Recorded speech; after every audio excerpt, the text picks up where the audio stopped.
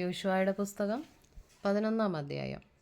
അനന്തരം ഹാസോർ രാജാവായ യാബീൻ ഇത് കേട്ടപ്പോൾ അവൻ മാദോൻ രാജാവായ യോബാബ്, ഷിമ്രോൻ രാജാവ്, അക്ഷാഫ് രാജാവ് എന്നിവരുടെ അടുക്കലും മലമ്പ്രദേശത്തും കിന്നരോത്തിന് തെക്ക് സമഭൂമിയിലും താഴ്വീതിയിലും പടിഞ്ഞാറ് ദോർമേടുകളിലുമുള്ള രാജാക്കന്മാരുടെ അടുക്കലും കിഴക്കും പടിഞ്ഞാറുമുള്ള കനാന്യർ, പർവ്വതങ്ങളിലെ അമോര്യർ, ഹിത്യർ, പെരിസ്യർ, എബൂസ്യർ, മിസ്ബാദേശത്ത് ഹെർമോന്റെ അടിവാരത്തുള്ള ഹിവ്യർ എന്നിവരുടെ അടുക്കലും ആളയച്ചു.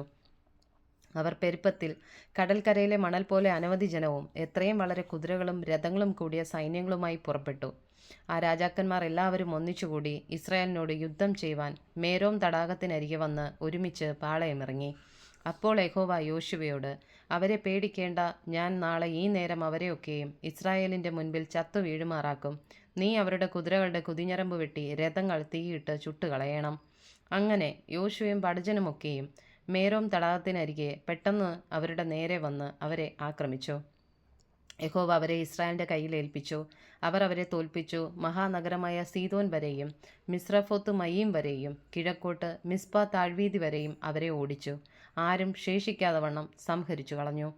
യഹോവ തന്നോട് കൽപ്പിച്ചതുപോലെ യോശുവ അവരോട് ചെയ്തു. അവരുടെ കുതിരകളുടെ കുതിഞ്ഞരമ്പ് വെട്ടി രഥങ്ങൾ തീയിട്ട് ചുട്ടുകളഞ്ഞു.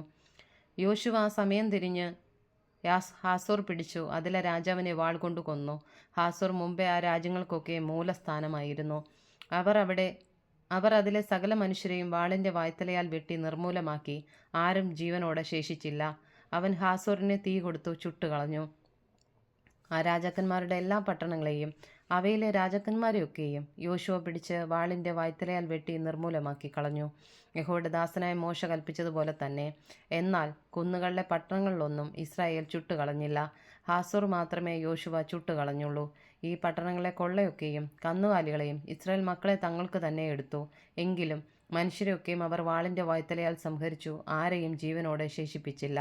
യഹോവ തൻ്റെ ദാസനായ മോശയോട് കൽപ്പിച്ചതുപോലെ മോശ യോശുവയോട് കൽപ്പിച്ചു. യോശുവ അങ്ങനെ തന്നെ ചെയ്തു. യഹോവ മോശയോട് കൽപ്പിച്ചതിലൊന്നും അവൻ ചെയ്യാതെ വിട്ടില്ല. ഇങ്ങനെ മലനാടും തെക്കേ ദേശമൊക്കെയും ഗോഷൻ ദേശമൊക്കെയും താഴ്വീതിയും അരാബയും ഇസ്രായേൽ മലനാടും അതിൻ്റെ താഴ്വീതിയും സെയിരിലേക്കുള്ള കയറ്റത്തിലെ മൊട്ടക്കുന്ന് തുടങ്ങി ഹെർമോൻ പർവ്വതത്തിൻ്റെ അടിവാരത്തുള്ള ലെബനോൻ താഴ്വരയിലെ ബാൽഗാദ് വരെയുള്ള ദേശമൊക്കെയും യോശുവ പിടിച്ചു. അവിടങ്ങളിലെ സകല രാജാക്കന്മാരെയും അവൻ പിടിച്ച് വെട്ടിക്കൊന്നു. ആ രാജാക്കന്മാരോടൊക്കെയും യോശുവ ഏറിയ കാലം യുദ്ധം ചെയ്തിരുന്നു. ഗിബെയോൻ നിവാസികളായ ഹിവ്യർ ഒഴികെ ഒരു പട്ടണക്കാരും ഇസ്രായേൽ മക്കളോട് സഖ്യത ചെയ്തില്ല. ശേഷമൊക്കെയും അവർ യുദ്ധത്തിൽ പിടിച്ചടക്കി. യഹോവ മോശയോട് കൽപ്പിച്ചതുപോലെ അവരെ നിർമൂലമാക്കുകയും കരുണ കൂടാതെ നശിപ്പിക്കുകയും ചെയ്യുവാൻ തക്കവണ്ണം അവർ നെഞ്ചുറപ്പിച്ച് ഇസ്രായേലിനോട് യുദ്ധത്തിന് പുറപ്പെടേണ്ടതിന് യഹോവ സംഗതി വരുത്തിയിരുന്നു. അക്കാലത്ത് യോശുവ ചെന്ന് മലനാടായ ഹെബ്രോൻ, ദെബീർ, അനാബ്, യഹൂദ മലനാട്, ഇസ്രയേലിയ മലനാട് എന്നീ ഇടങ്ങളിൽ നിന്നൊക്കെയും അനാക്യരെ സംഹരിച്ചു. അവരുടെ പട്ടണങ്ങളോടുകൂടെ യോശുവ അവരെ നിർമൂലമാക്കി. ഗസ്സയിലും ഗത്തിലും അസ്തോത്തിലും മാത്രമല്ലാതെ ഇസ്രായേൽ മക്കളുടെ ദേശത്തെങ്ങും ഒരനാക്യനും ശേഷിച്ചിരുന്നില്ല. യഹോവ മോശയോട് കൽപ്പിച്ചതുപോലെയൊക്കെയും യോശുവ ദേശം മുഴുവനും പിടിച്ചു. യോശുവ അതിനെ ഇസ്രായേലിന് ഗോത്രവിഭാഗപ്രകാരം ഭാഗിച്ചു കൊടുത്തു. ഇങ്ങനെ യുദ്ധം തീർന്ന് ദേശത്തിന് സ്വസ്ഥത വന്നു.